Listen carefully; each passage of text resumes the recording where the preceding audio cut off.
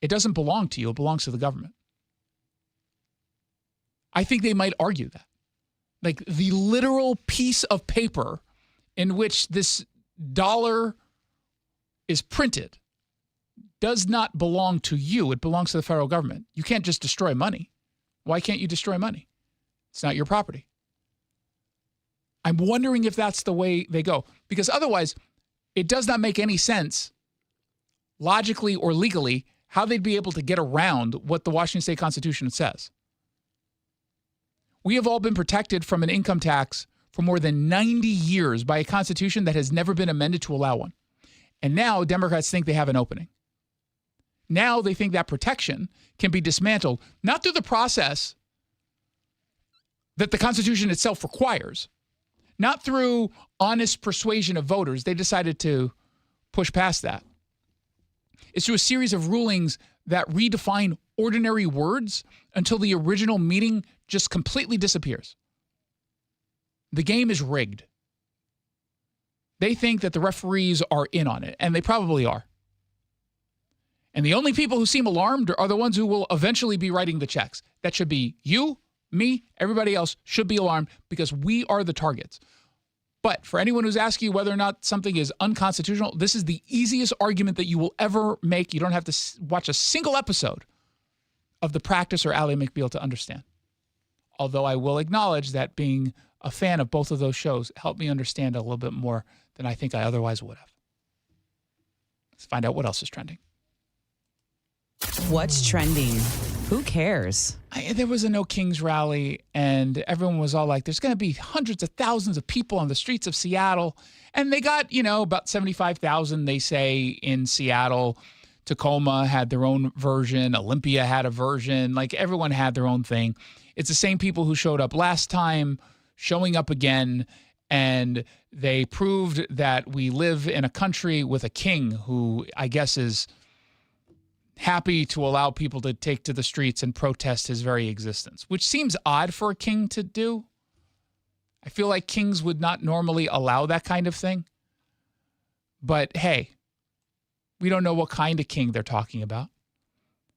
I think my favorite tweet from the weekend in all of this was from Mazie Hirono, the senator from Hawaii, who said, in this country, we don't have any kings. Trump is not king. And everyone was all like, yeah, well, I'm glad we agree. First time we've ever been on the same page. Look at that. We actually agree with one another. Hey, we just built a bridge. No one's arguing that Donald Trump is a king at all. But we're still leaning into that stupid, silly, lazy talking point. King 5, the Resistance Network, they were out there. Hey, they're a king. They're King 5. See, they're self-loathing kings.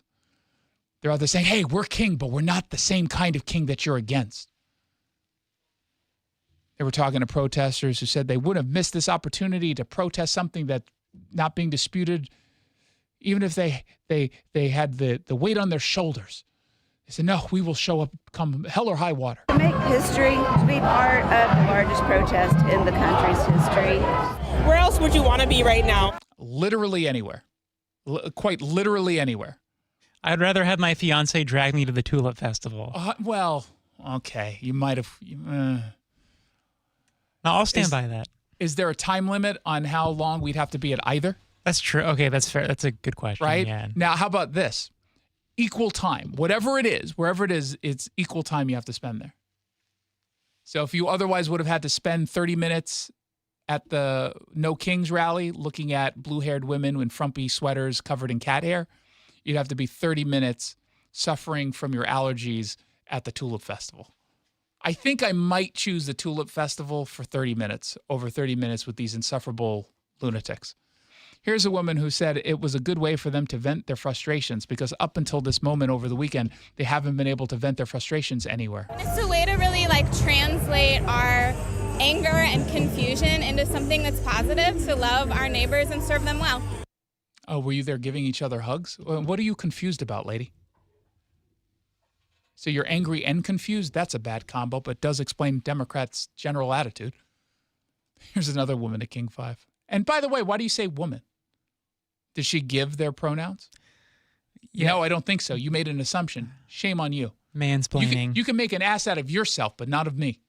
I will not make an assumption. We all are I don't know. coming from a place where it's love, not hate, and that we are. I'm sorry.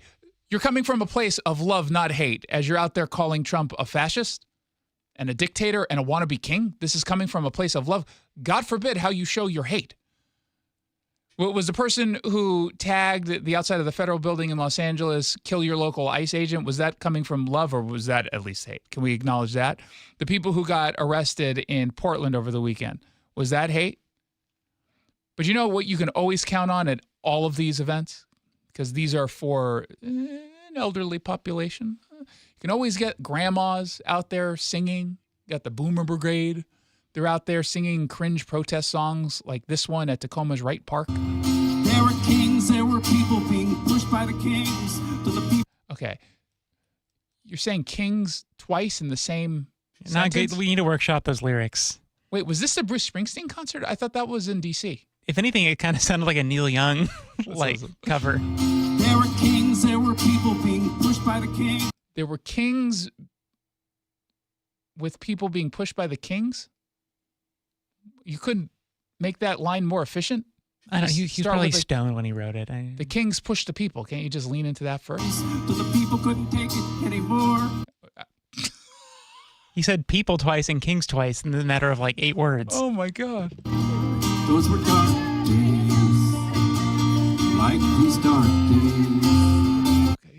Yeah, nothing screams dark days like a folk song.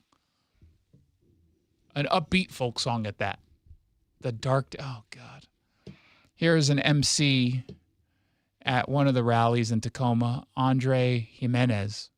Time out of your day, out of your life to stand. Something tells me they had a lot of free time on Saturday. I'm going to go out on a limb on everyone who was out there, didn't really have any plans that day. That's why they're there. Exactly. Like I said, I went to the spa. Here with community and say, no kings. And just because we're here in a rally that was organized by a billionaire from China, that was funneled through all these different entities by other billionaires, doesn't mean that we're hypocrites or don't understand what it is we're talking about. My favorite was in New York. You see the sickle and hammer flags being flown? No, but I'm not surprised. No. Like, how dumb can you be? No kings. No kings. Go communism. And that is power. This right here, what you see, is what power looks like. It's ugly. And this is what happens when people refuse to be small. I mean, I will say there were a lot of fatties in the crowd. They were not small. They're very portly. At least it's getting them outside and they're exercising. That's true. Right? I mean, glass half full rants. People always accuse me of just looking at the niceties of all of it. At least they're outside. That might be my takeaway tonight. I'm on Katie Pavlich's show at 7:15 on News Nation talking about this with a Democrat who I'm going to assume says that they're inspired by all the boomers who are out there. It's like, oh, this portends poorly for Republicans. If I'm a Republican, I'm paying attention, right, to all of this. But was there any question as to whether or not the people who are out there were going to vote? I mean, wow, a whole bunch of Democrats came out to take to the streets in Seattle and Tacoma and Olympia. Yeah, I don't think it's comprised of your average swing voter. This is not a swing voter. And there's no reason to believe, especially since the numbers in this were lower than what they were in the last No Kings rally. There's no reason to believe that this is part of some big movement that's gaining steam. It's losing steam. And a bunch of just lonely people got together. And that's okay. Getting together, being part of a community, that's awesome. And I'm glad they found other people to be miserable with. But this is not part of some massive movement. It's all contrived. It's being funded by outside influence. And that doesn't mean that everyone who's showing up is paid to be there. That's obviously not true. But they're being manipulated by people who don't have the interests of this country in mind. That's the reality.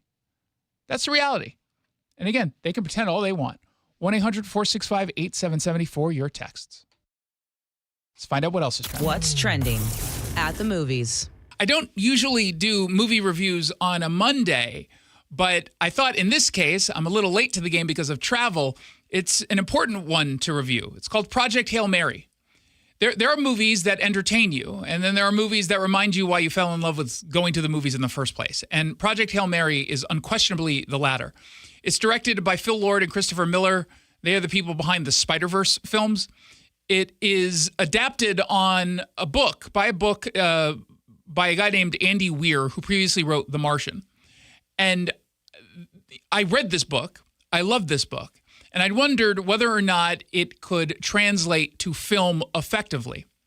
Not only did it meet that expectation, it exceeded those expectations. You can start with the pacing. Now, on paper, 2.5-hour movie, you'd expect some drag. There is no drag in this film at all, not even a little bit. Lord and Miller keep the story moving with the kind of confidence that only comes from filmmakers who genuinely trust the material. Each scene earns its place. For those of you unfamiliar, Project Hail Mary follows Ryland Grace, a middle school science teacher who wakes up alone on an interstellar spacecraft with no memory of how he actually got there, only to discover that he's humanity's last hope against a mysterious organism that's slowly killing the sun. And as his memory returns piece by piece, Grace has to rely on his scientific brilliance and an unlikely extraterrestrial friendship to save this Earth from extinction. This movie, at every point, every revelation, lands with weight. It's a film that breathes, then sprints, then takes a break, just to break your heart. And it does it all in the right order.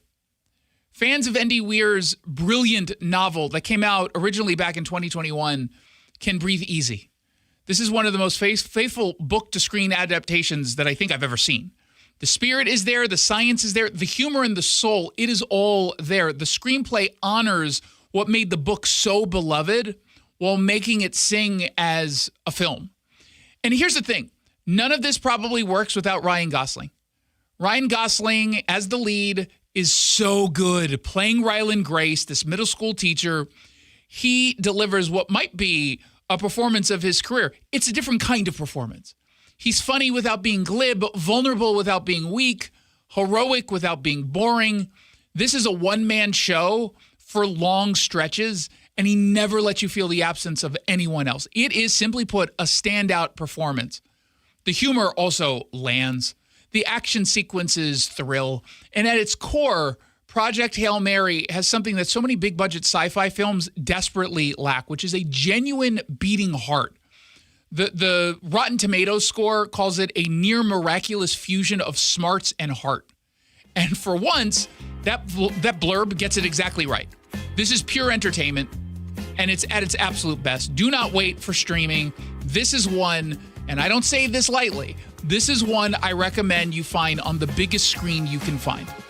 That's how good Project Hail Mary is. It's out now, and I highly recommend it. There's not a single person that I know who's seen it who hasn't said exactly the same thing. Run to see Project Hail Mary. 1-800-465-8770 for your text messages. 1-800-465-8770. When we come back, Jackson Maynard is suing over the income tax. He'll explain the case when we return right here on Seattle Red 770 AM, online at seattlered.com. You could file your taxes on a basic free service, which is fine. But are you okay with fine? Because when it's your money on the line, do you really want to guess if you missed a credit or hope the math is right? Get the confidence of TurboTax for free right on the Intuit Credit Karma app. Free Fed and free state for simple 1040s only. Around 37% of filers qualify. See details at turbotax.com/free. No schedules except for EITC, CTC, student loan interest, and Schedule 1A. Progressive knows it ain't easy navigating the open plains of home insurance, but there is one man who can help tame that wild herd of options. The Home Quote Explorer. Note, Progressive's Home Quote Explorer is not a real person, but an online tool that lets you compare home insurance. He's the type of feller who helps you decide on the right insurance, even if it ain't with him. Again, not a person, just an online tool that helps you find great home coverage. A real pioneer. Okay, fine. Just do the thing. Yeah! Progressive Casualty Insurance Company affiliates and third-party insurers. Comparison rates not available in all states or situations.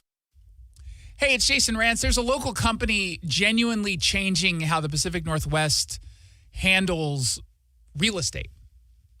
And they're called Legacy Group Capital. Wonderful organization. They're based in Bellevue. They've been doing this for like 2 decades. And they're not a traditional bank. It's why they don't slow you down and mire you in red tape, from offering traditional home loans to construction loans and even real estate investment. Legacy Group Capital can help you. They lend their own money. They make their own decisions. And that means they can move fast and tailor solutions to real people like you with your real goals. I've been working with them personally. I just hung out with Scott Rurucka last week. He's the CEO. And what stands out is their passion and how easy they make the entire process. Dealing with a big bank is rigid. Dealing with Legacy and their common sense approach means they look at your plan, whether you're buying a home or building one, maybe you're developing a property. If the deal makes sense, they make it happen. That's a level of flexibility you don't find anywhere else. The website is legacyg.com, legacyg.com. Go there, learn more, and check out all of their investment opportunities. That is also where they shine. Legacy G, the letter G, legacyg.com.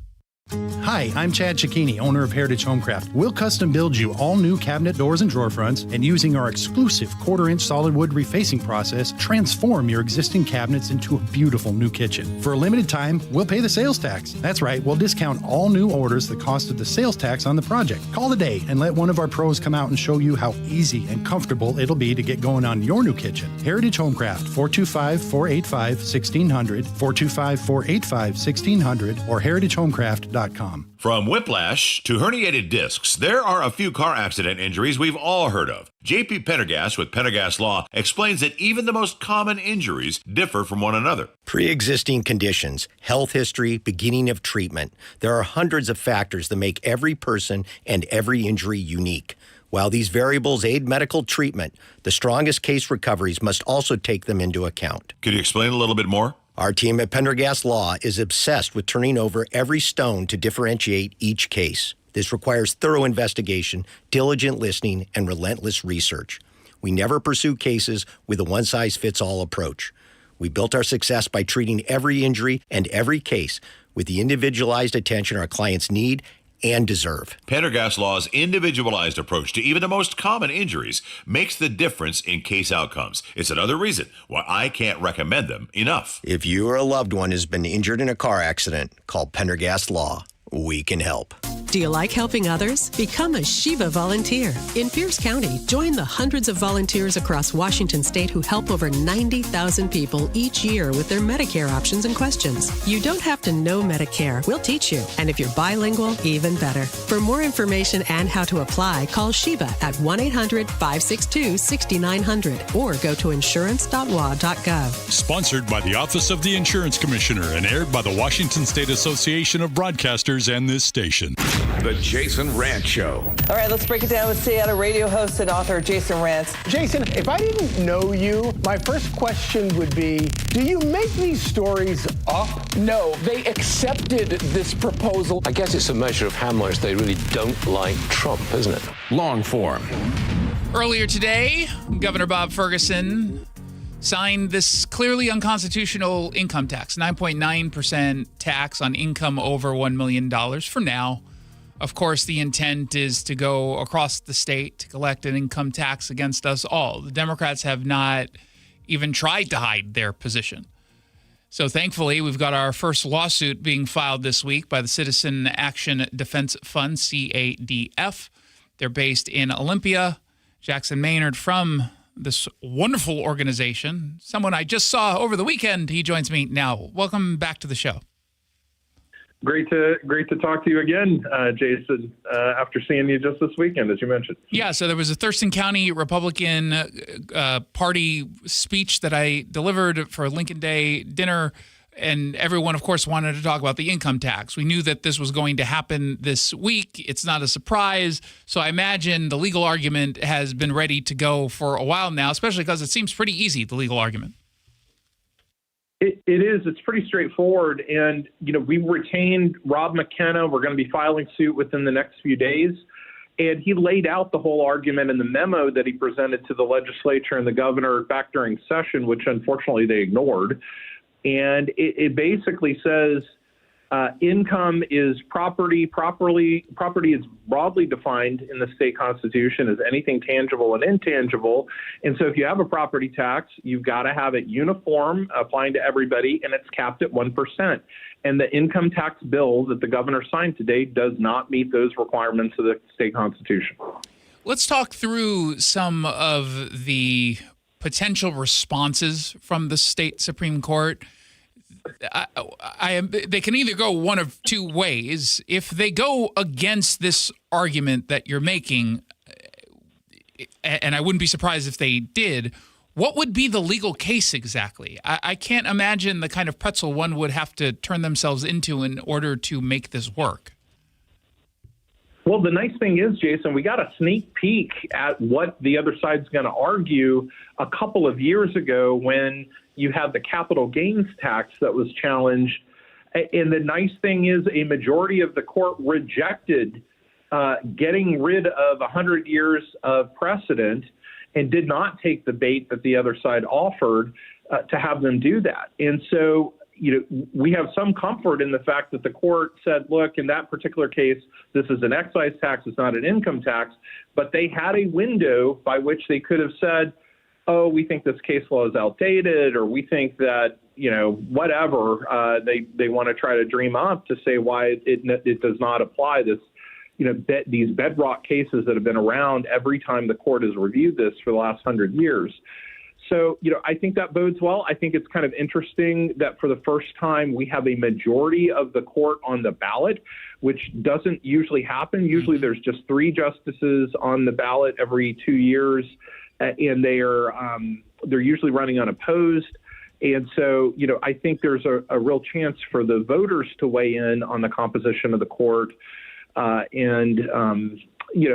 I think we can take some comfort from the fact that just a couple of years ago, the court did not overturn that 100 years of precedent that is now directly implicated by this legislation. It feels like no matter how they rule, it becomes a political problem for the Democrats, but ultimately a bigger problem for Washingtonians. If they go ahead and agree with you, and again, I don't see how they can get out of that, but if they don't, let's just say they say the income tax can move forward as planned. Well, it moves forward as planned, and then ultimately it gets pushed upon everyone.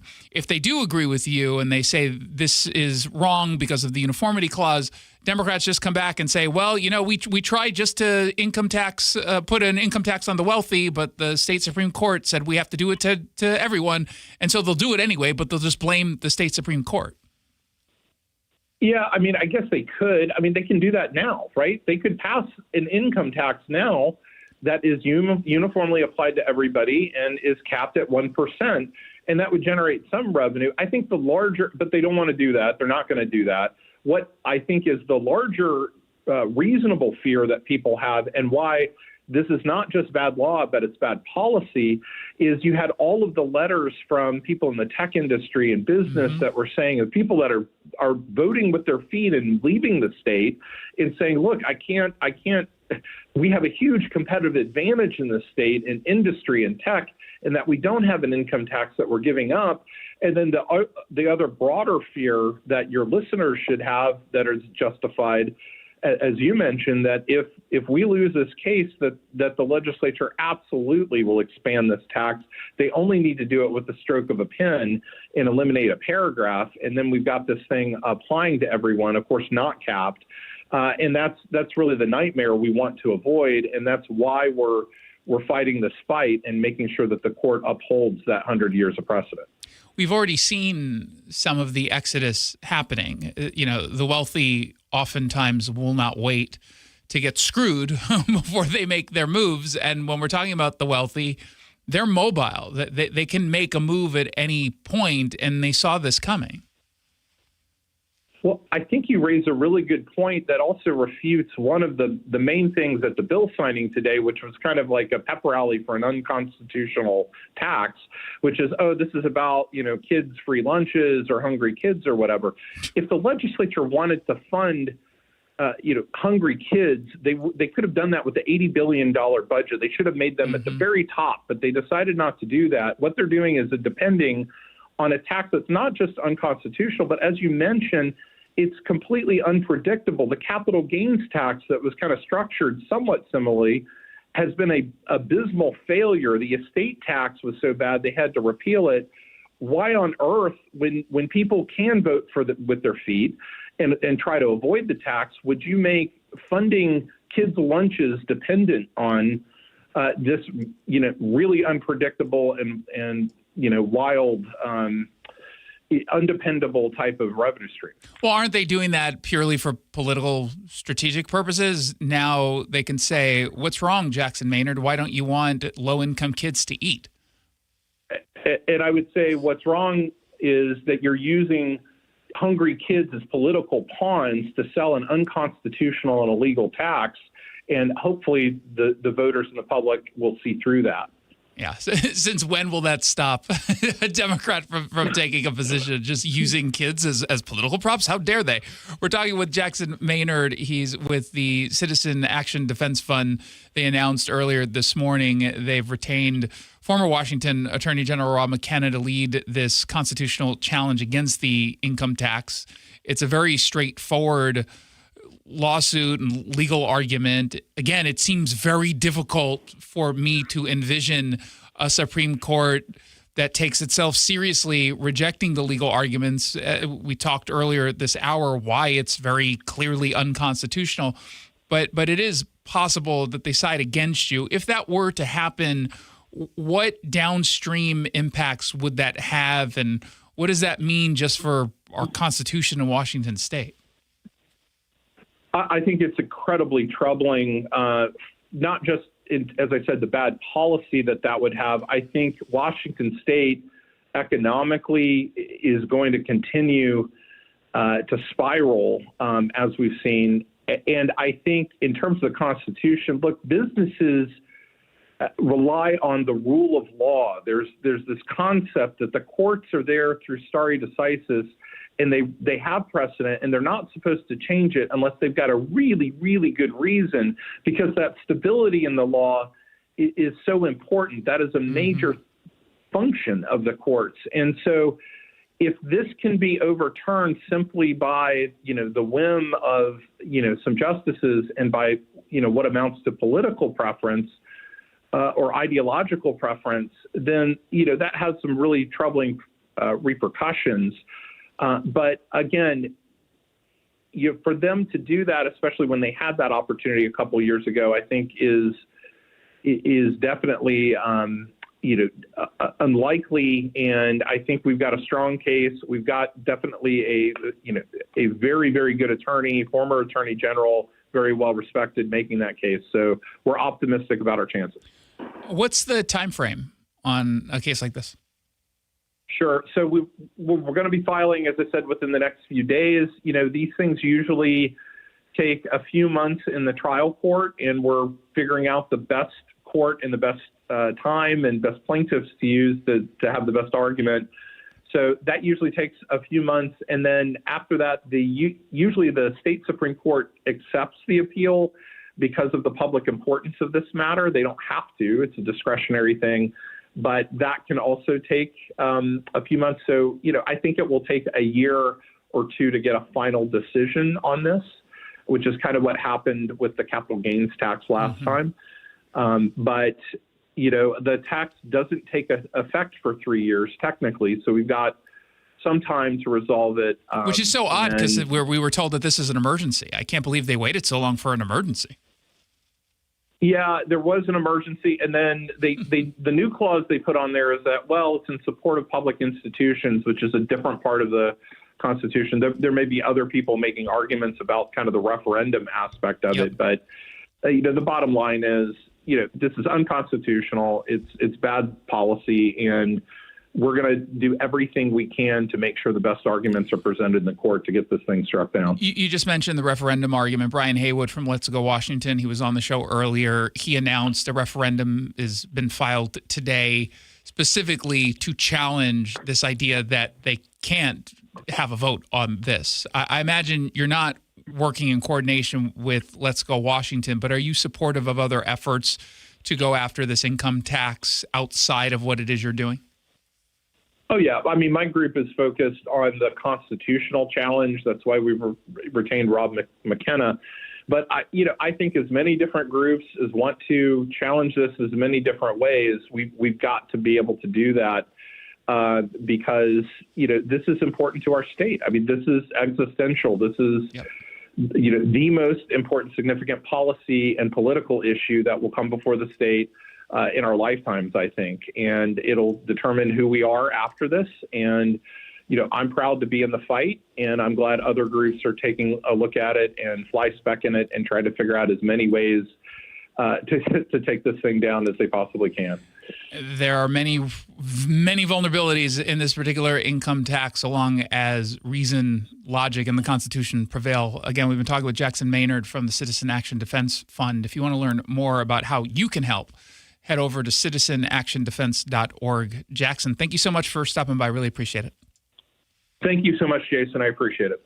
You're listening to The Jason Rantz Show. If you want to read more about what it is they're doing, and it's not just the Citizen Action Defense Fund, as we pointed out, Let's Go Washington is involved as well, and there will be others. We'll have all of the details up at seattlered.com. When we come back, we're going to dive into some quick hits right here on 770. Hey, North Sound and Eastside homeowners, it's Jason Rantz. If your furnace is getting older or not keeping up, check out CM Heating, Cooling, Plumbing, and Electrical. When you upgrade your cooling system with CM Heating, you can get a free furnace on select systems. Yep, free. CM Heating also offers a free in-home estimate for system replacement so you can understand all your options first. Visit cmheating.com and schedule your free estimate. License CMHEAHL 751LW, CMHEAHL 754L3, CMHEAHL 750LP.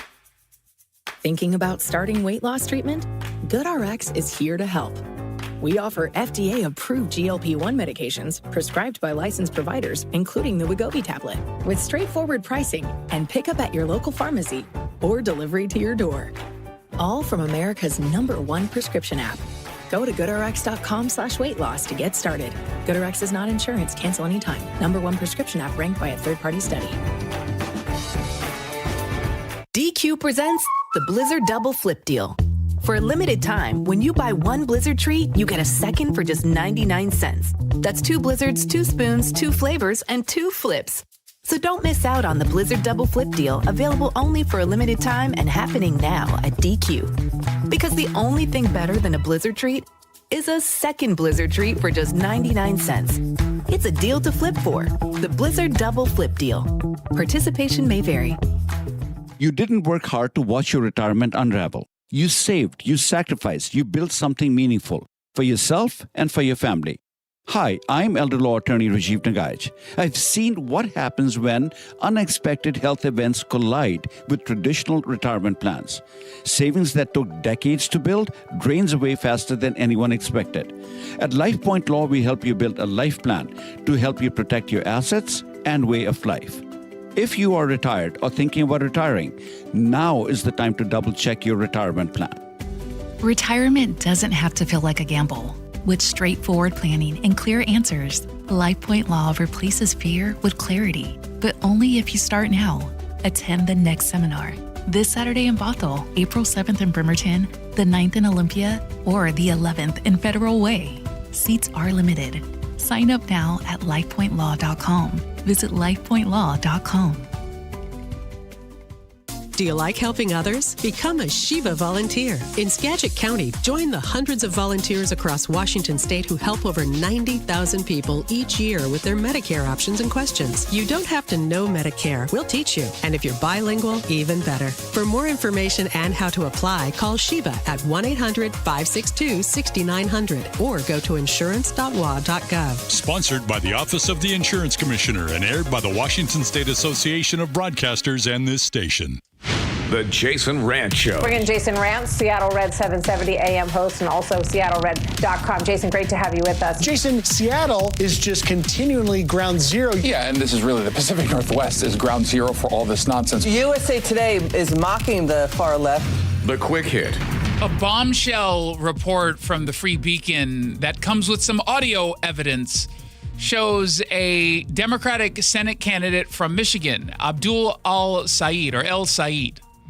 He apparently told staffers in a call that he didn't want to make any public statements about the assassination of Ayatollah Ali Khamenei or really take any public position on this, which seems like it's not controversial at all, unless you realize that there's a key piece of your base that would be upset by the news. Now, the Washington Free Beacon published this leaked phone call with staff members earlier this morning. And it was really, it's really telling when something like this gets leaked, because this is coming from your own staff. This was to his communications team. It happened on March 1st, according to the Free Beacon.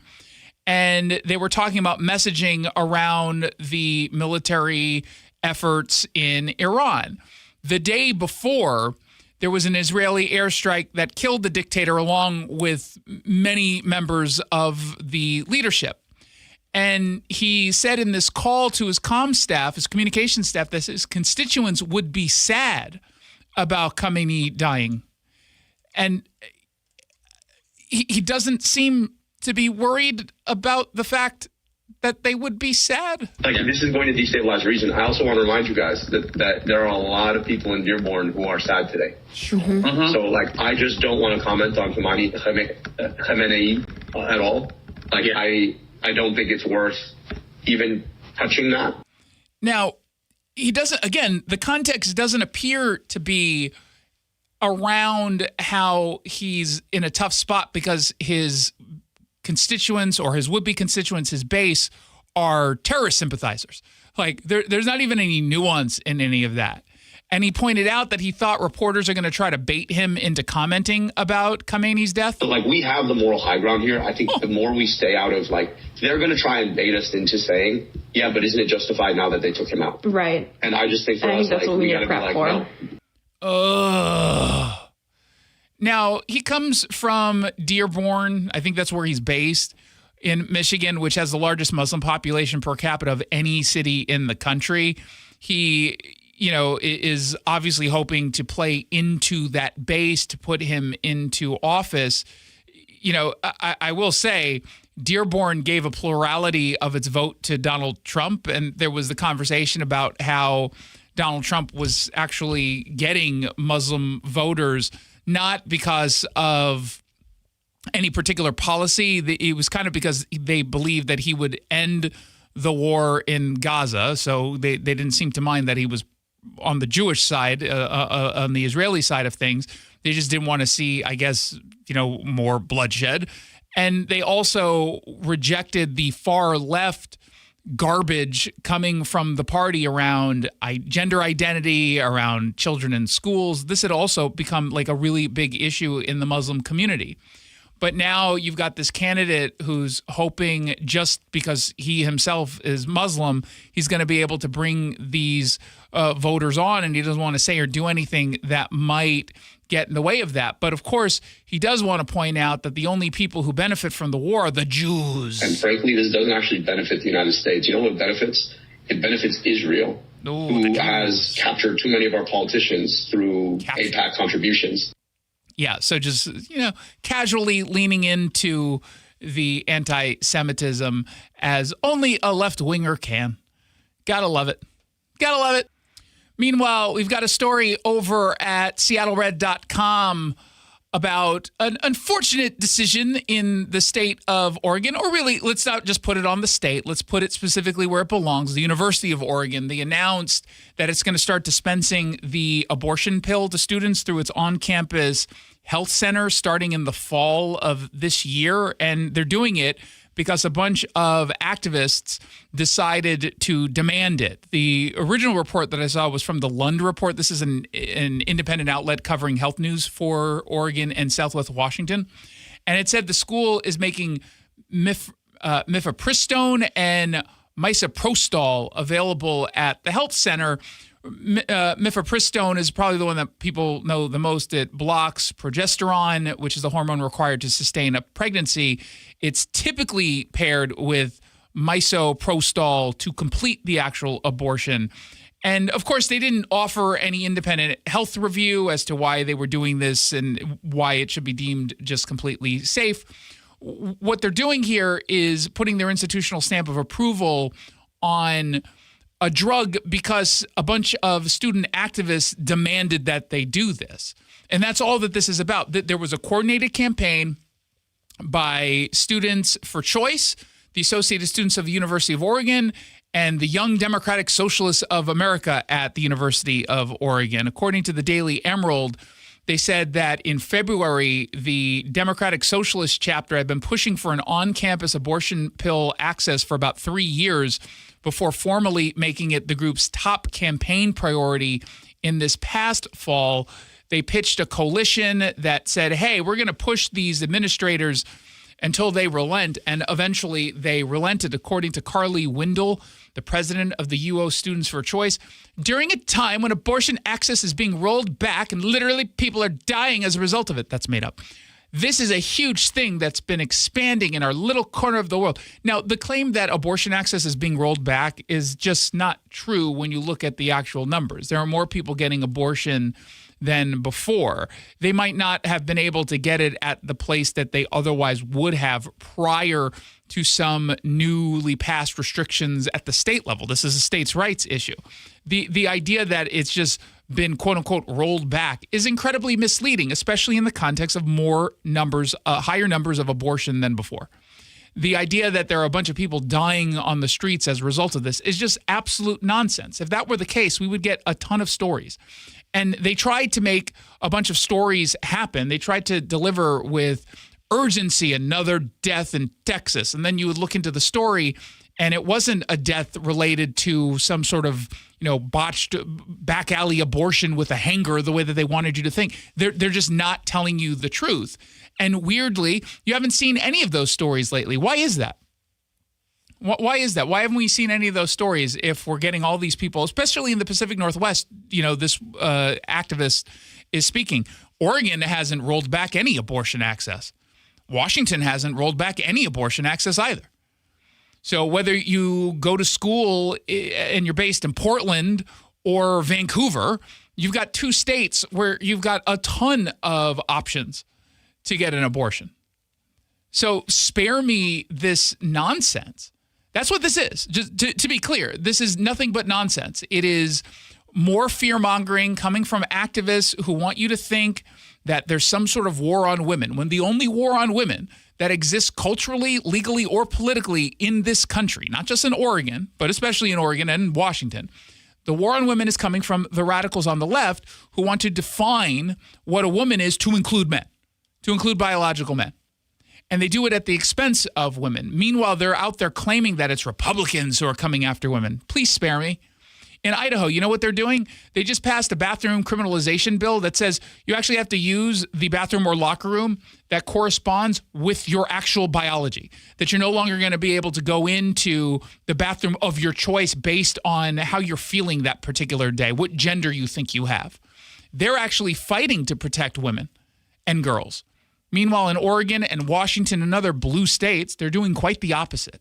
1-800-465-8770. There's a lot more details here if you want to read about it over at seattlered.com. We're having a killer month, the best month we've ever had at seattlered.com. So let's finish up this month extra strong. Let's give it that extra push. And don't forget to become a podcast subscriber.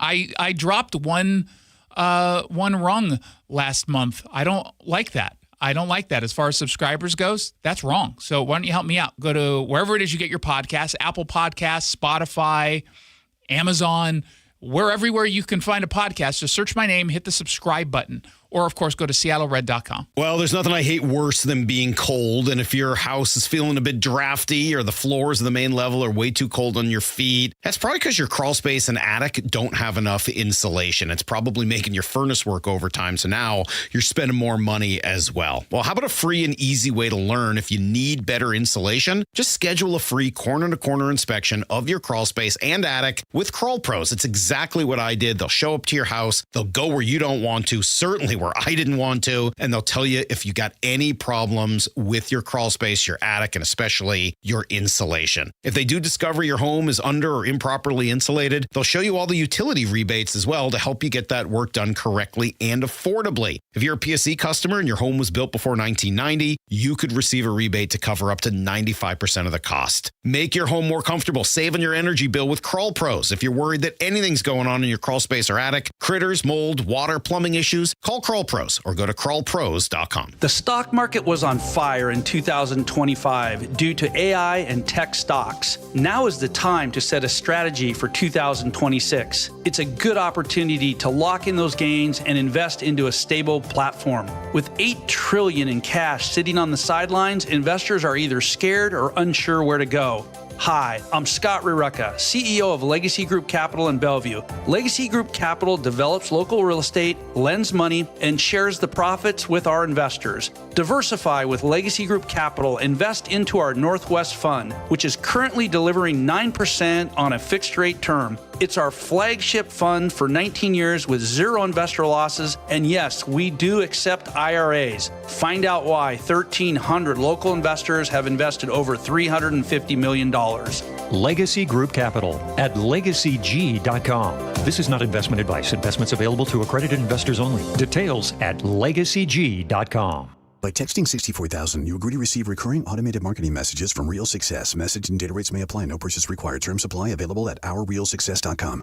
Do you want to learn how to make money flipping houses and acquiring rental properties right here in Seattle without using your own money? You'll learn to flip houses and secure rental properties in your spare time to get on track towards real wealth building. We're offering a handful of motivated individuals the opportunity to attend our workshop right here in Seattle for free. That's right, we'll give you 2 free tickets when you text INVEST to 64,000. Seattle is the perfect market to flip houses and build rental income. Don't miss this opportunity. Come to a complimentary live 2-hour workshop next week right here in Seattle and learn how to start making money flipping homes and building long-term wealth with rental properties. To get 2 free tickets, text INVEST to 64,000. Text in the next 10 minutes and registrants will also receive a free copy of our Funding for Deals guide. Text INVEST to 64,000 for 2 complimentary tickets. Text INVEST to 64,000. Eggland's Best, the only eggs with more fresh and delicious taste, plus superior nutrition. Eggland's Best. Better taste, better nutrition, better eggs. Seattle Red on 770 KTTH Seattle, 97.3 KIRO FM, HD3 Tacoma Seattle, 94.5 K233 DT Eastway, 33 BU Seattle. Some relief for TSA agents. I'm Lisa Lacera, Fox News. As they are getting paid, but other Homeland Security employees still without a paycheck, as the Senate and House have yet to come to a deal to fund DHS. ICE and CBP civilian support employees are not getting paid right now. Yes, the frontline ICE and CBP agents are getting their paychecks via the One Big Beautiful bill, but the thousands of crucial non-law enforcement support personnel that these agencies have are not getting paid. Think of the people who work the computers, put gas in the cars, work in the public affairs offices, etc. One CBP civilian employee told me he hasn't been paid since February 13th. And Border Czar Tom Homan says by repeatedly blocking funding for ICE and CBP, Democrats are actually blocking funding for some of the very reforms they've been demanding, like body cameras. Fox's Bill Maluja in the House is on vacation until after Easter. The Senate was in session for less than a minute today and are on recess until Thursday, but they won't take up any legislation until April 13th. A warning to Iran from the White House to reopen the Strait of Hormuz or Tehran's energy infrastructure will be targeted. White House Press Secretary Caroline Leavitt says Tehran's best move is to make a deal. Last week, President Trump extended a pause on energy facility strikes as peace talks with Iran continued.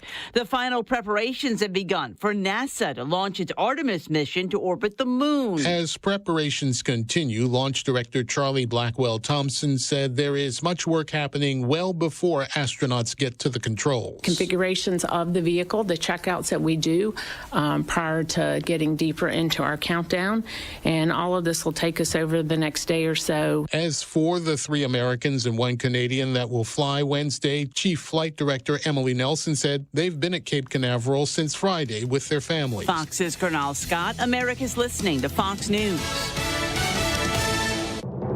I'm Charles Payne, and this is the Fox Business Report.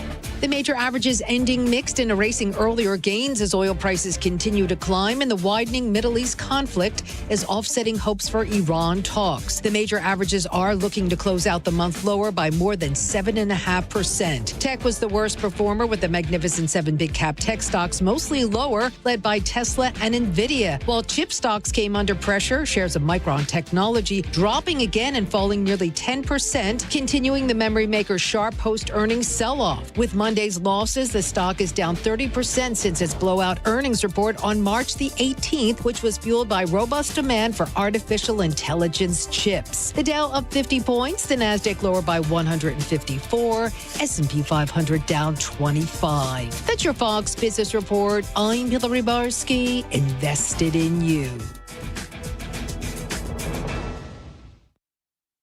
Most investments today feel like second jobs. Real estate, you're a landlord. Stocks, you're a day trader. Crypto, you're a full-time researcher. You've got a life to live. Your investment should help you live it. That's why more Americans are choosing gold. Noble Gold has helped thousands protect their future with real physical gold. Visit noblegoldinvestments.com to get your free wealth protection kit. That's noblegoldinvestments.com. Past performance may not be indicative of future results. Investing in precious metals, including gold, involves risks. Consult with your tax attorney or financial professional.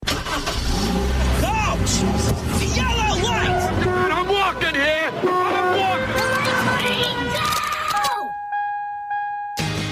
Good afternoon and welcome to the Jason Rantz Show. We are here on Seattle Red 770 AM, streaming online, seattlered.com. We got a lot to get to. King 5 did it again. Another story looking to drum up ICE complaints. This one is rather egregious. We'll get into that and so much more. But first, the income tax is officially law here in Washington State, and that's what's trending, brought to you by the Sunset Auto family. What's trending?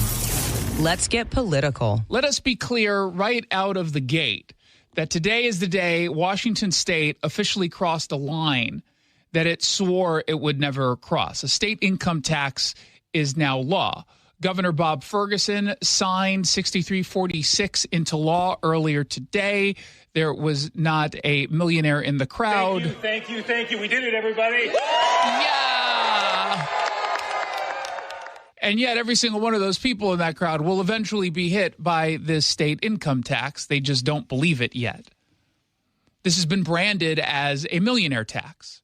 But if you think this stops at millionaires, you haven't been paying any attention whatsoever to quite literally what the Democrats have been saying all along.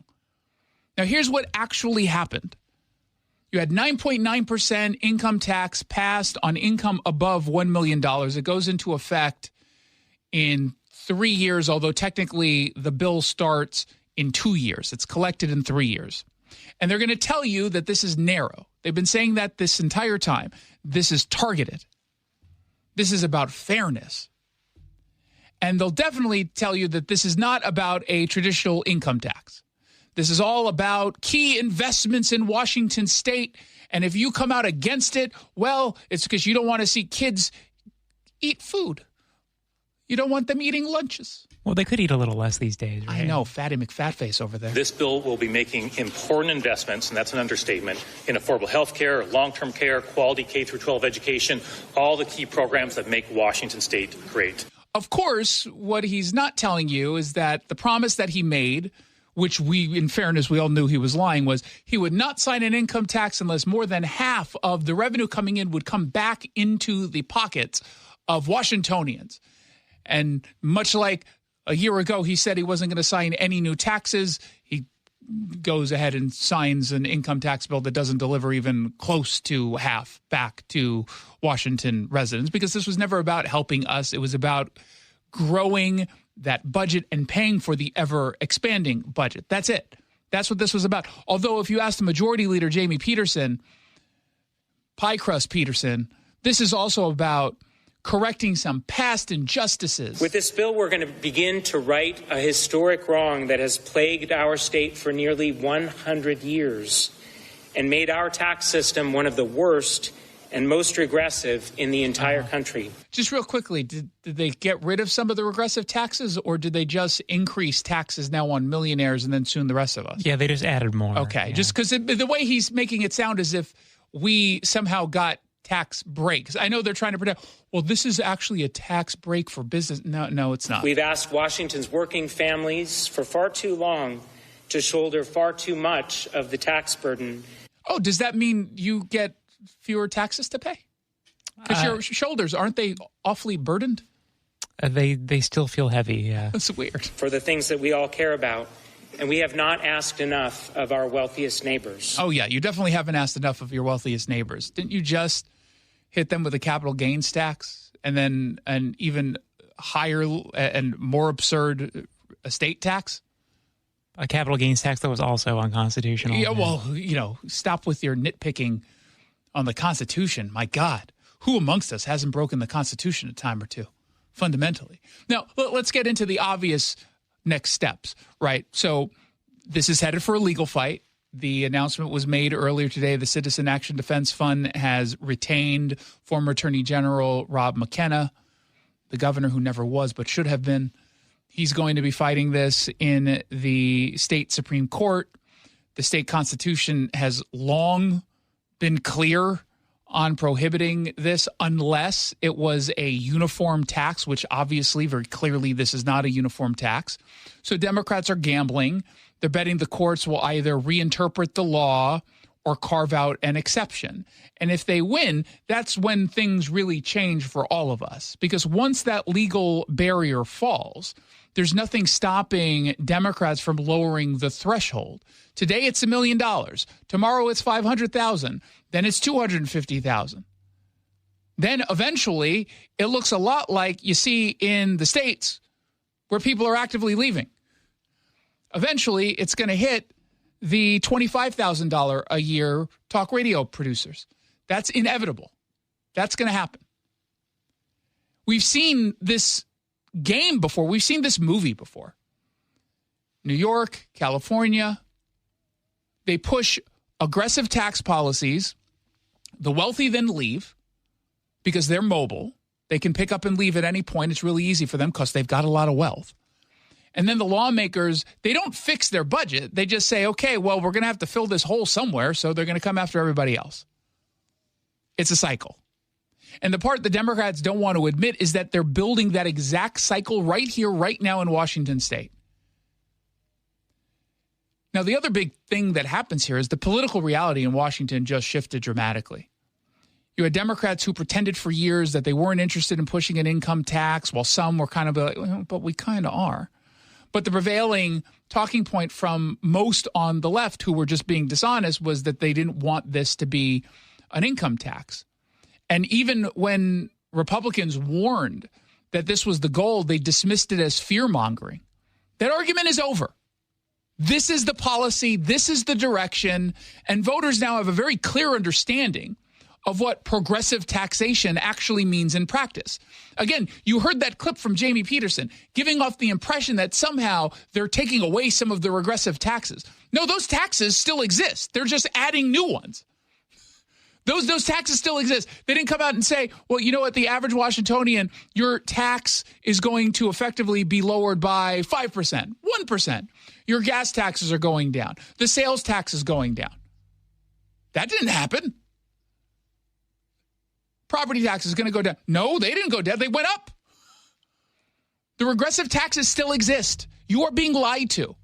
And in the process of doing that, we're pushing out the wealthy, the business owners, because this is not just about big business. To be clear, this is about small businesses that have pass-through revenue. This is going to murder them.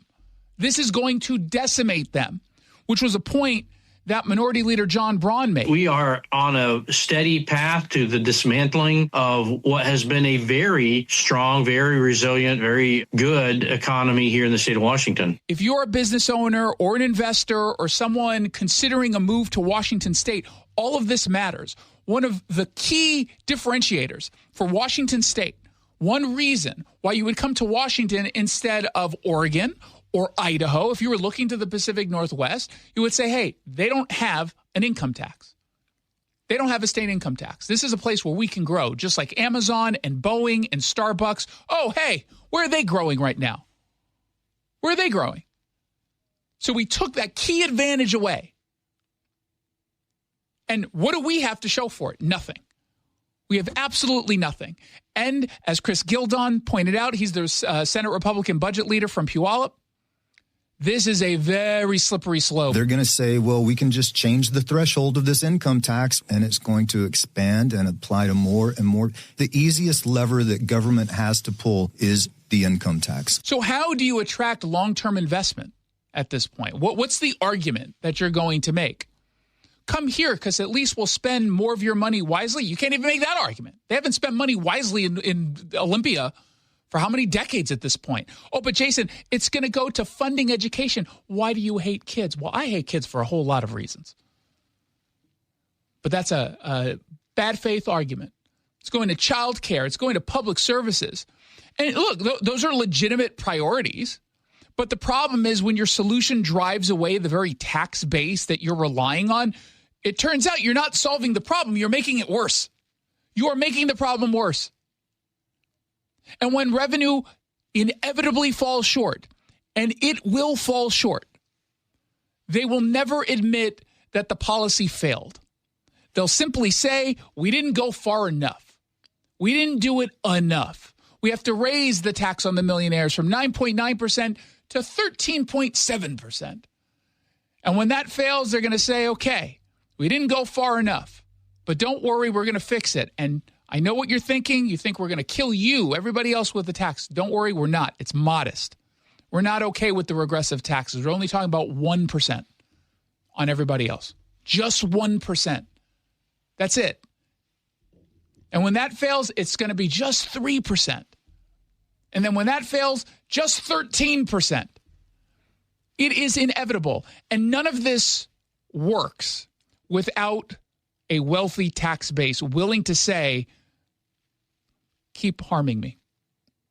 You need the masochist who says, hey, Bob Ferguson, in that tight leather getup, take out that whip and keep going. God, I can't. Now you're never going to get it. No. He's going to be in there with his little boxers on and that weird strap that goes around the chest with a little whip.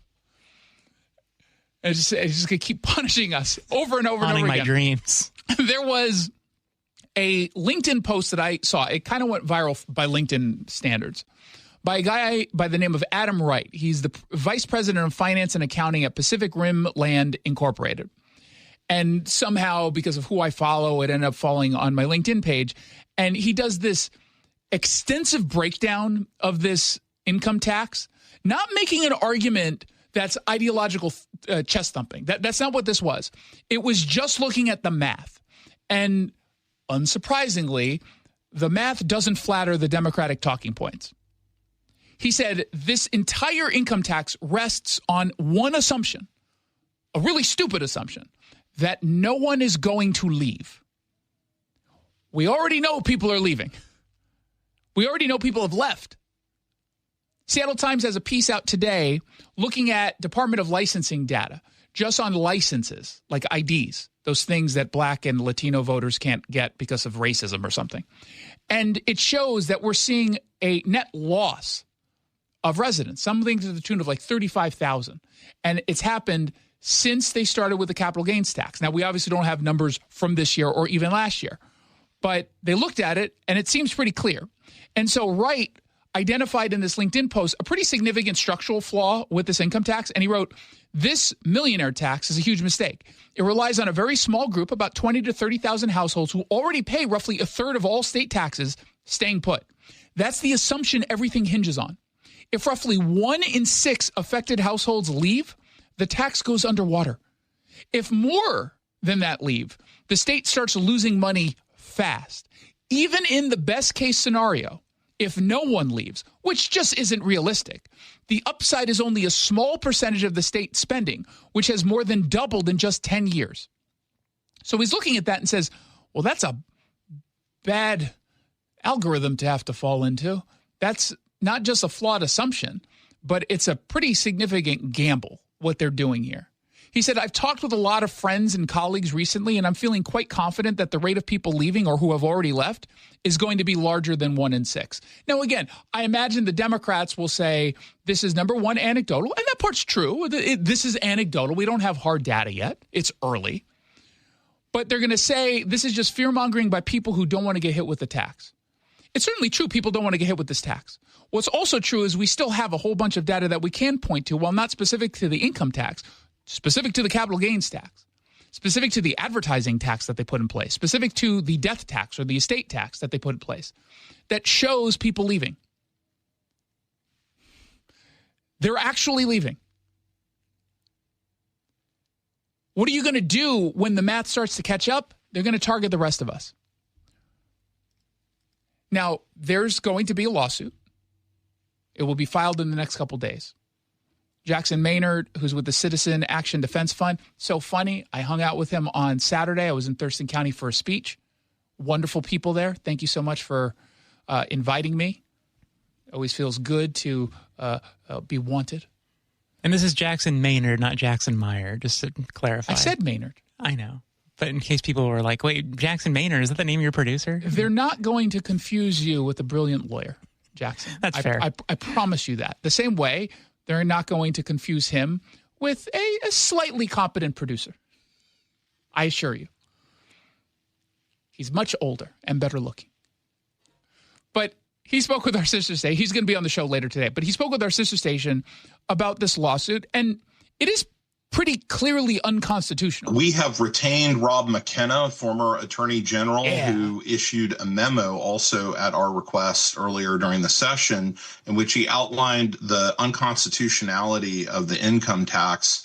The Constitution is really clear. You can have an income tax in Washington state, but it has to meet certain requirements. It has to be uniform, and it has to be capped at 1%. Just know how this all escalates. This is not just a tax on millionaires. It is a fundamental shift in how we govern as a state, how we look at our Constitution, how we tax, and how we compete economically. And whether you supported it or not, one thing is absolutely certain. This decision to impose this income tax does not stay contained. It never does. Now, we've got a lot of details up right now at seattlered.com that I hope you'll check out. Lots of stories, analysis, exclusive, seattlered.com. If you really want to push back, it starts at seattlered.com. Push the button. What's trending on the road? Sound Transit, the East Side or East Lake or Overlake, whatever we're calling it, connector. Cross Lake. Okay. It's officially up and running. Stupid people decided to wait hours to jump on light rail over the weekend just because they wanted to be amongst the first. That seems to not be an efficient way to travel if you have to wait hours in order to get on to this thing. I saw it on I-90 as I was driving I-90 because there was no traffic when I went for my gym appointment on Saturday morning or Sunday morning, excuse me. And as far as we can tell, it was a successful launch. You know, there were people who just wanted to ride it for fun, as this woman told King 5. We are actually just going maybe one stop and then back just to ride it. That's stupid. Go a few stops. I don't know why you could only go one. So you waited online for an hour or so to go 3.5 minutes. That's just sad. You really had nothing better to do. It's just that's just depressing to me. Could you not have gone into, I don't know where her destination was, like where she started, where she was going. Could you not go into Bellevue? So you could get some lunch. Go to one of the restaurants. Go to downtown Redmond and, walk around. It was a gorgeous day on Saturday and Sunday. You couldn't do that? And I guess some of them were surprised that the trains actually go more than 5 miles per hour. And I think it's like the most amazing engineering feat, right? Like this train. It's like on tracks and stuff. And it goes kind of fast. I mean, what will they think of next? If it'd be really cool if we can transform this and do it somehow in the sky. Like a bird. Like a metal bird, a tube. See us going just about as fast as the cars do. That's pretty impressive and speaks to the engineering. How is that impressive? We have such low expectations in this region that we're stunned by 19th century technology. Like, this is trains. Not new. I mean, in fairness, there is a new piece to it, right? Being on a floating That's true, bridge. yeah, I will give them that, I suppose. But they're talking about this as if they've never seen a train before. It's like seeing snow for the first time. What is this? What is this substance that's kind of cold and fluffy coming from the sky? Okay. I know it sounds like I'm making fun of it because I'm making fun of it, but I do want this to succeed. I do. I really do. Not because it's going to do anything to traffic. It won't. But because I might use it to get to Bellevue, or I don't usually go to Redmond, but I can see myself using this, especially on days where I know there's going to be a ton of traffic, to get to Bellevue. I'm excited about the prospect of that. Now, I'm not jumping on this yet. And anyone who tells you that this is some rip-roaring success because of the first weekend is just lying to you. I'll happily declare this a success, but it's the novelty of taking it for the first time that some people, transit dweebs, are excited about. When I was driving in and back from the gym on Sunday, I got onto on I-90 maybe around 7:55 to 8:05, somewhere in that time period, and I saw a completely empty train. Now, it's early and people don't get out and about even on the roads that early. Coming back from the gym, it was maybe, 9:45 to 10 o'clock, somewhere in between that. And there was one person on the train going into Seattle. Now, I suppose, again, you can argue that that's early, and on a Sunday it's early, I guess. But let's relax a little bit. Just a little bit. I mean, I didn't take it to the Mariner game yesterday. I just drove. Yeah, well, for you, it makes no sense. Yeah. You live in Issaquah. And by the way, let's say you lived closer to Redmond or Bellevue or Mercer Island. You would have to get off at Chinatown and either walk from there and get stabbed by two hobos, or wait for the other line, the one line, to get on and then get off at the stadium exit. Oh, really? So the stadium one has a different thing? Yes. Oh. It does not. Someone wasn't paying attention on Friday when we were talking about this. Oh. Shame on you, sir. Shame on you, sir. You just say, no, Jason, I was just playing the character. Because there's the one way that does go to the airport and the one that doesn't, or whatever. Yeah, the two line only goes east to north. Oh, okay. So it goes east into, west into downtown Seattle, specifically the International District or Chinatown. Then it goes north. That's it. The one line goes southbound to the airport. It makes no sense at all. This makes zero sense at all. But that is the system that they designed. I think it would have cost an extra $23 trillion for them to just go right instead of left. Or no, left instead of right, I guess. Otherwise, it's a wonderful system, and it's going to be a huge success. Everyone's going to be talking about it for ages. What will they think of next? 1-800-465-8770. You know what they thought of next in baseball? The ABS system. Some people are saying it's a BS system. I'm taking a completely different position. I love this thing. I find it adds drama, and it's so exciting. We'll get into what happened over the weekend with the Mariners when we come back on the Jason Rantz Show. DQ presents the Blizzard Double Flip Deal. For a limited time, when you buy one Blizzard treat, you get a second for just 99 cents. That's 2 Blizzards, 2 spoons, 2 flavors, and 2 flips. So don't miss out on the Blizzard Double Flip Deal, available only for a limited time and happening now at DQ. Because the only thing better than a Blizzard treat is a second Blizzard treat for just 99 cents. It's a deal to flip for. The Blizzard Double Flip Deal. Participation may vary. This is Carla Hall for Eggland's Best. Whether it's breakfast, lunch, or dinner, make sure you're choosing wholesome ingredients like Eggland's Best eggs to plus up your nutrition. With more than 6 times the vitamin D and double the omega-3s and vitamin B12 compared to ordinary eggs, Eggland's Best supports a healthy lifestyle. Available in so many delicious varieties. Classic, cage-free, organic, free-range, and pasture-raised. Eggland's Best. Better taste, better nutrition, better eggs. Visit egglandsbest.com to learn more. This is the story of the one. As a maintenance tech at a university, he knows ordering from multiple suppliers takes time away from keeping their arena up and running. That's why he counts on Grainger to get everything he needs, from lighting and HVAC parts to plumbing supplies, all in one place. And with fast, dependable delivery, he's stocked and ready for the next tip-off. Call 1-800-GRAINGER, click Grainger.com, or just stop by. Grainger, for the ones who get it done. Taxes was waiting on the refund you needed yesterday.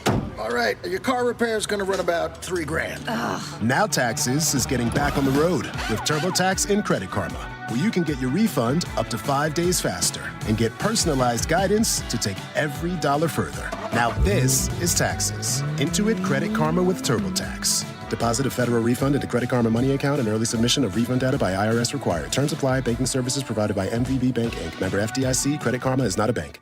Hi, I'm Chad Cicchini, owner of Heritage Homecraft. We'll custom build you all new cabinet doors and drawer fronts, and using our exclusive 1/4-inch solid wood refacing process, transform your existing cabinets into a beautiful new kitchen. For a limited time, we'll pay the sales tax. That's right, we'll discount all new orders the cost of the sales tax on the project. Call today and let one of our pros come out and show you how easy and comfortable it'll be to get going on your new kitchen. Heritage Homecraft, 425-485-1600, 425-485-1600, or heritagehomecraft.com.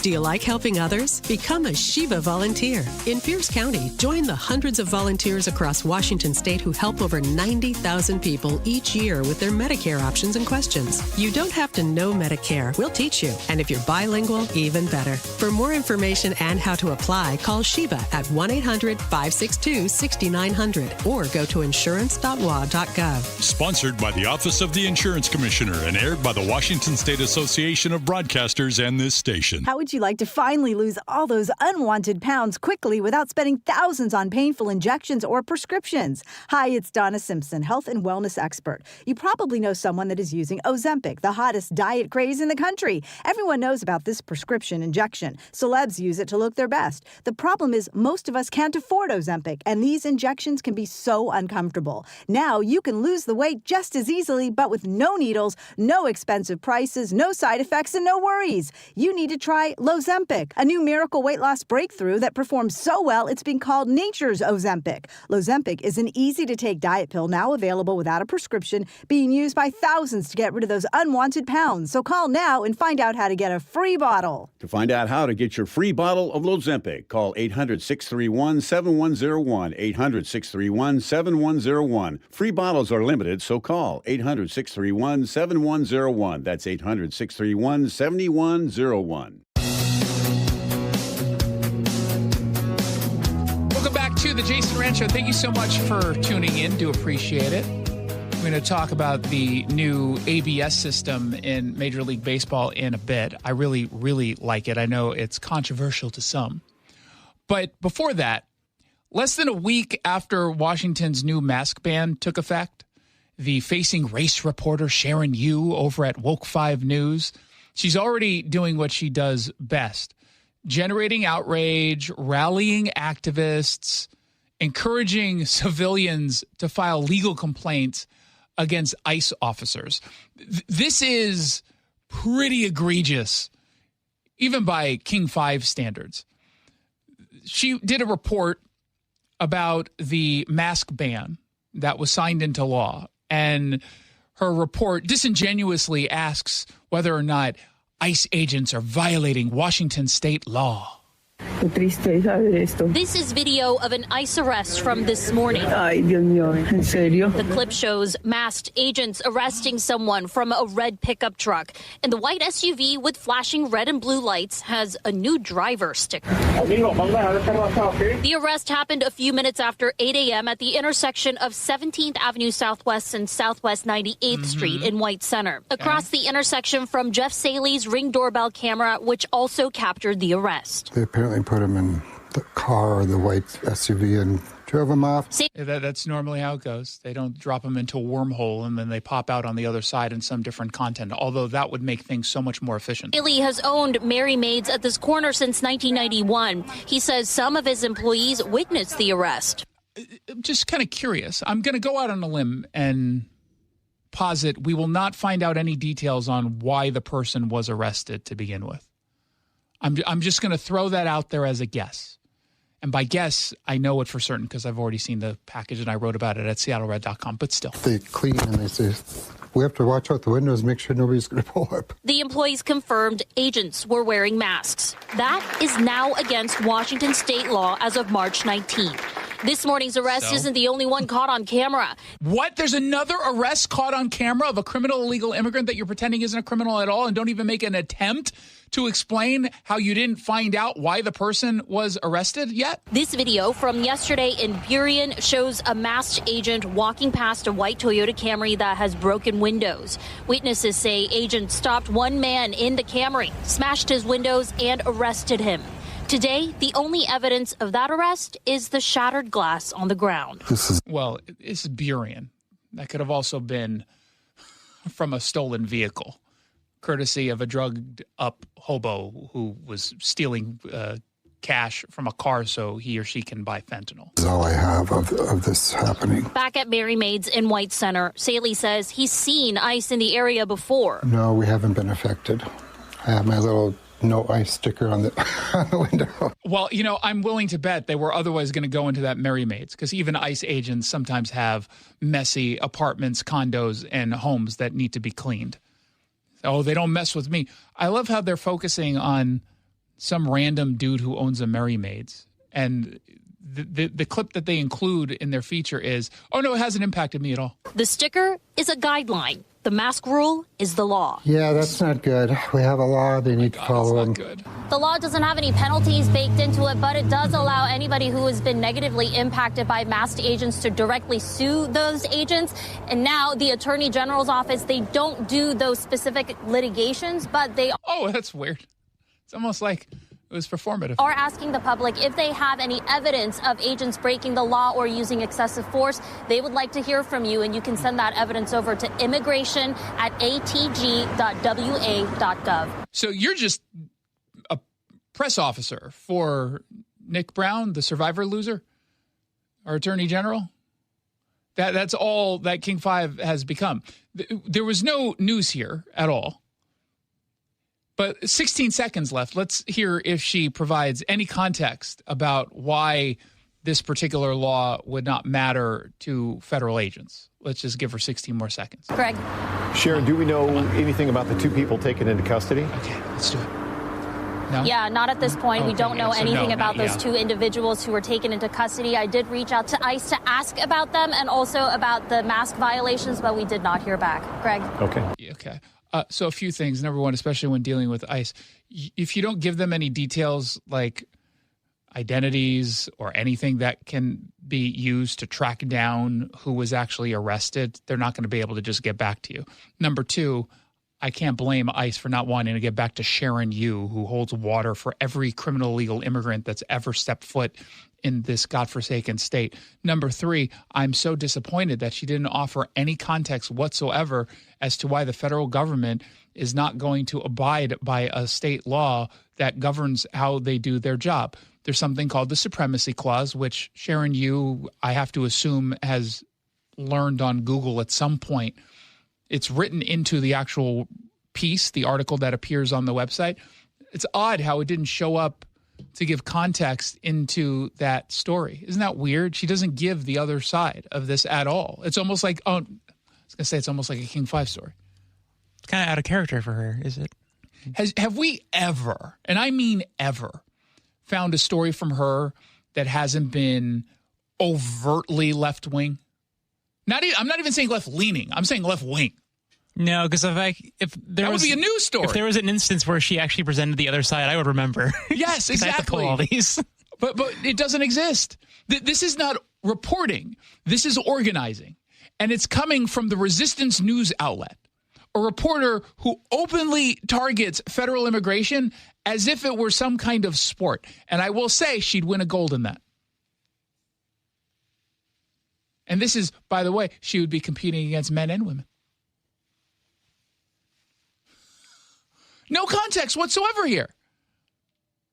This is absurd. And of course, she doesn't want you knowing that because this is all about creating outrage. This is all about demonizing ICE agents. Just turn to California. It took one sentence. One sentence is all it would take to give context here. Just say Supremacy Clause. Just end it by saying, I'm sharing you. Oh, by the way, Supremacy Clause. And that's it. Then I'm happy. I'm satisfied. But this is not intended to inform. It's intended to smear. And shame on her. And shame on King 5. a bunch of people who aren't real journalists. They just cosplay as them. They're activists. And if you want to be an activist, have at it. Just at least be open about it. I wonder how she's going to do with Tegna taking over. Man, if Tegna knows what's good for it, go in. Not to get too inside baseball, but the merger was approved. We'll see what ends up happening or what the timeline is. They should go in and fire absolutely everyone except for maybe 3 people. Maybe, well, he owes me $10. 2 people. Fire everybody else except for 2. And just start from scratch because you guys need it. Now, at the same time, border czar Tom Homan was on Face the Nation yesterday. We're still dealing with this partial government shutdown, although thanks to Donald Trump, hey, guess what? We've got funding going towards TSA agents. Oh, weird. Democrats didn't count on the president figuring out a legal way to pay them. Oh, no. I guess they can't be used as pawns quite the same way as before. But TSA, by all accounts, has been really helpful. There was every morning for the last couple weeks now, Fox and CNN and probably MS Now have had reporters embedded at different airports that have been dealing with some of the crazy lines. Last week, whether it was Atlanta or Houston in particular, I've never seen a line so long, ever, for anything. Like, it was upstairs, downstairs, in the basement, and then outside twice around just to get through a TSA security checkpoint last week. Today they go in, and it's a normal line. And all of the reporting shows that once ICE agents were given the necessary training to do the initial ID check, which I think is just so wonderfully ironic, the line started to move because you can move those TSA agents to do the very hardcore real screening at the checkpoints with the x-ray machines, et cetera. And we've seen significant results. It's not completely back to normal, no doubt. But a wait time of like 30 minutes at 2 of the most busy or the busiest airports, that's probably as close to normal as you can expect. Tom Homan says, yeah, we're going to keep the people there. They're still going to be working there. Well, there's like 500 TSA officers who have quit. Do you expect to be able to rehire them? I mean, we have some big events like the World Cup coming up in June. Tom Homan, by the way, does not hire TSA agents, Margaret. Brennan, just FYI. Are we going to have problems at airports for the foreseeable future? Look, we're going to continue a nice presence there and until the airports feel like they're in 100%, in a posture where they can do normal operations. If less TS agents come back, that means we'll keep more ICE agents there. The president has been clear. He wants to secure those airports, especially, as I said earlier, in an increased threat posture. We need to secure those airports. ICE is there to help our brothers and sisters in TSA. We'll be there as long as they need us until they get back to normal operations and feel like those airports are secure. There's no word as to whether or not this is going to expand. My guess is it probably doesn't expand. But I would love him at SeaTac just because it would upset so many people. And the best part about going to any airport is the people watching. Yeah. I do find that interesting. It makes me feel better about my life. Oh, totally. Yeah. And just to see people not just with their weird, ugly faces, and looking like they just rolled out of bed, wearing sweats, haven't showered. And then having the audacity to be offended by ICE agents there. But really what I want them to see is me. I would totally do the whole give her there, pal, and then shake a hand of a nice thank you for what you do, sir. Normally I would find that to be incredibly awkward, and I would never do that. I don't generally like thanking anyone for doing their job. It's your job. But I would do that just to trigger the people around me and then pray that someone who's upset sits near me on my flight. And then writing a blog about it. Because that's what would happen. Meanwhile, Pramila Jayapal goes on MSNBC to talk about how this doesn't really make any sense. Republicans are fighting to fund ICE and CBP, but they're already funded. But also, we shouldn't give them any money or something. Republicans already gave them $170 billion in the big bad betrayal bill that they passed unilaterally last year. And so ICE and CBP don't need our money, but also we can't give them more money to continue the lawlessness. So they do need more money? Or they don't. I'm confused. I feel like she realized that she walked right into that. Yeah, she tried to walk out of it. But when your entire argument is so thin on logic and reason, you can get caught up. It's it can happen. It can happen to the best of us. So certainly it's going to happen to the worst of us in Pramila. But she did just kind of, oh God, what did I just say? They already have money. We have to stop them from getting money. So, wait, what? Why are we doing the shutdown again? Remind me again. What's the talking point? She just berated some intern after that, or some legislative aide. She's notorious for being one of the nastiest people to work for on the Hill. There's some people who you can tell are just bad bosses. And you can tell there are some who are just really nice, including on either side, right? I feel like, God bless Nancy Mace. I don't want to work for you. You seem awful. But then you got Kat Kamek, who seems delightful to work for. Pramila, she's in the stay away. Michael Baumgartner seems like he's really nice to work for. Dan Newhouse. I bet you we have way more on our side. Oh, definitely. Than the other side. I will say this. Adam Smith came on Friday. Every time I've seen him in this building talking with his staff, it's just about the Mariners. And so he'd be insufferable in that regard, but he doesn't seem like he's mean to them. Yeah, he seems normal otherwise, He's got a little bit of a smarm to him, which I can appreciate because I think I have a little bit of a smarm. Kind of comes with the job, though. Yeah, totally. If you missed that interview, it's available at seattlered.com, seattlered.com. Okay, when we come back, speaking of the Mariners, people are calling out the ABS system. I find it to be delightful in every way, shape, and form. We'll explain when we come back on the Jason Rantz Show. How was your break? It was great until I stopped for gas. Prices have gone up almost $1 with no end in sight. I might have to start watching how much I drive. That's exactly why I use Upside. I never pay full price for gas with the free Upside app. Upside? Yes, Upside. It's the free app that gives you cash back just for buying the gas you're already buying. So even with the rising gas prices, I'll never have to limit how much I drive. Does that actually add up to anything? Just last year, I made over $200 with the Upside app. Wow, that's serious extra cash.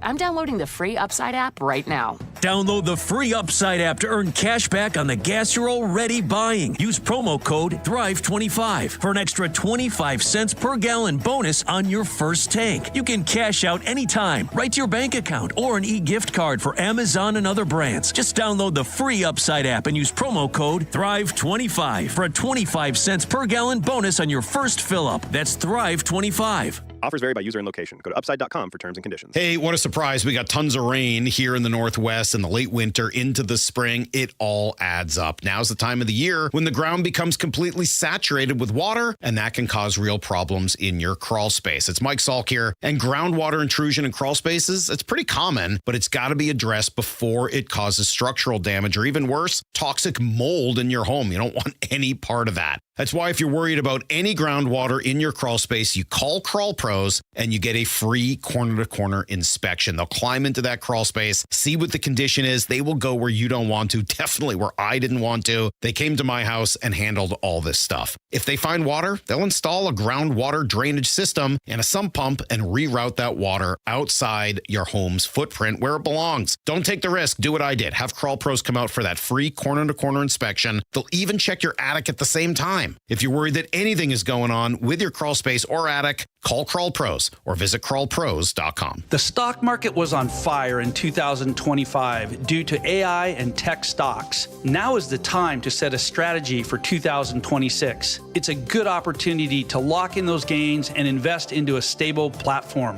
With $8 trillion in cash sitting on the sidelines, investors are either scared or unsure where to go.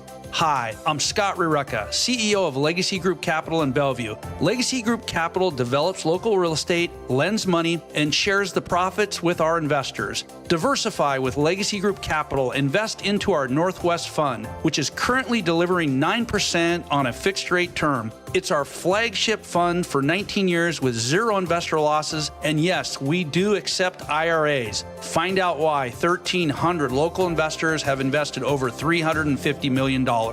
Legacy Group Capital at legacyg.com. This is not investment advice. Investments available to accredited investors only. Details at LegacyG.com.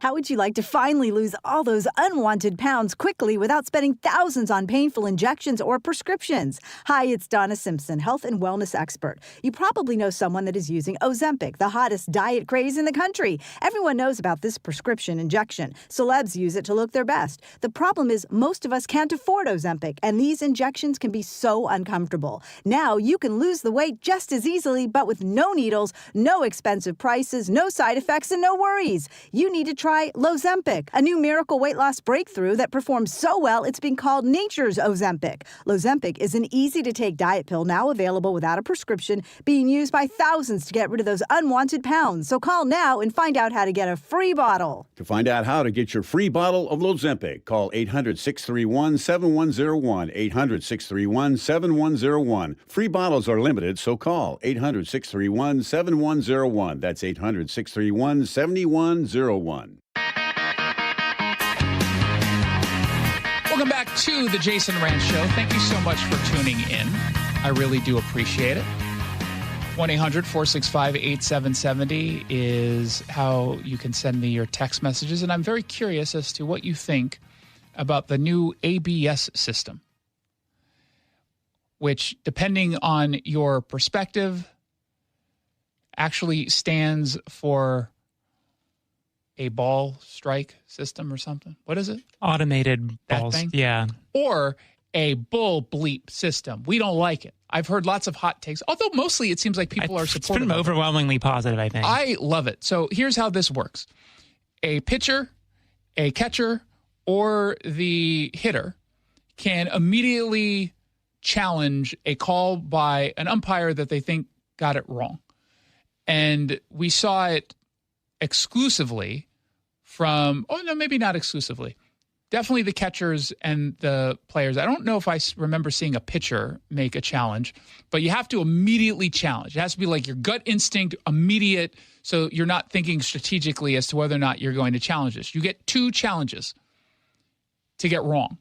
If you get them right, the call is overturned and you get to retain that challenge. And so Cal Raleigh was able to challenge a ball call and gets it overturned. Ooh, that sweeper was a tester, and that's going to be a challenge from Cal Raleigh. That was a ridiculous shape on that pitch. Let's see if it crossed, and you wouldn't blame the plate umpire, Wills, for missing it. Yeah, he did. So they show it on screen and in the stadium. They have an automated system. You can see where the ball exactly crossed the plate and whether or not it's in the end zone or in the strike zone by like an inseam. Like by the smallest of small nanometers. It's quite remarkable. And it wasn't just Cal Raleigh. Both sides did it. Some of the time they lost the challenge. The umpire on, I think it was Friday night, got everything right. Even the ones you're like, how did he catch that? It might have been by luck, but he was able to get it right. Randy Arozarena, or Arroz con Pollo, was the first Mariner to win one of these challenges over the weekend. But there's a knee buckler, strike 3 call to Randy. Okay, here we go. Wants to challenge right away. He's pretty convinced that that was a ball. This is what they see inside T-Mobile Park. ABS presented by T-Mobile, and the Mariners win their first challenge by that much. I love this. The great one about that one, by the way, was Randy. He was so confident that he was just walking to first, taking all his gear off. Like, that's totally a ball. It's like, don't worry. It's like, if you get this wrong, you're going to look like an idiot. Yeah, it's so good. I love the drama associated with it. I love it. I don't need this on every single call. The reason why this works is because you get 2 challenges until you get 2 wrong. That's why this works.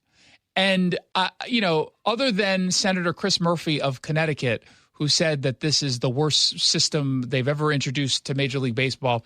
Again, it feels like most people seem to enjoy this. What was it like at the stadium when it was being challenged? It was even more fun, honestly, because it's like you're like waiting. It's almost like you're like on Family Feud waiting to see if your answer's up on the board, and it's like ding, strike. And you're like, yeah. Were you there for a call that didn't go the Mariners' way? Not the Mariners. I was there for Cleveland hitter challenge, and he got it wrong, and he struck out, which was funny because everyone was mocking him as he walked back to the dugout. Everyone has fun in the stadium as a result of this, and sure, you're shut down if your side gets it wrong, but at least you're not as angry before. I love it. I love it. Now, not everyone in the league likes it yet. There is a former Mariner who I never liked, Eugenio Suarez. Don't know why. His weird body shape, I think, was just a big turnoff for me when he was on the team. He successfully challenged 2 straight pitches, and the Reds, where he's now at, they went nuts. Got him looking, challenge, immediate tap of the helmet.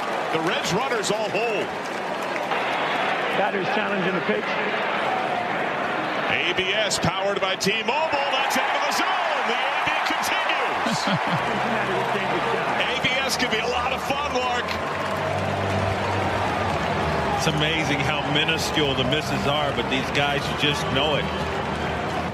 Now the 2-2. Called strike 3. Tap the helmet again.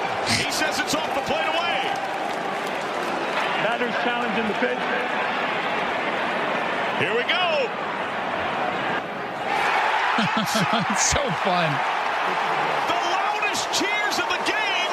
The Reds have hit 2 homers, come on back-to-back challenges. I find that so fun. It's so fun. And it also has the impact of keeping umpires on their game. They don't want to get called out. And again, I don't know who the umpire was, but on Friday night, he was solid. Mm-hmm. He got everything right. And you can argue again that some of these are just like, there's no way the human eye was able to capture that truly because it really was a centimeter or less. But they did. I love it. I want more of it. I'm okay with 3 challenges. Maybe it'll go to that eventually. Who knows? Yeah. Right? Now, the coach has a challenge as well, right? But that's separate. That's for like out and safe calls and stuff, which that already existed. Yeah, that is a separate system but I like this. I'm in.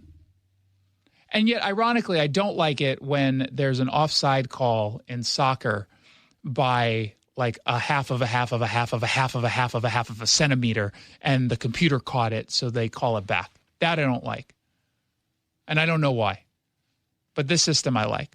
Derek Shelton, the manager of the Twins, ended up getting ejected over arguing about a challenge call, although I think the argument was not about the actual call, but how long it took the player to challenge. Correct, yeah. And Helsley drops in a slider that is called ball 4.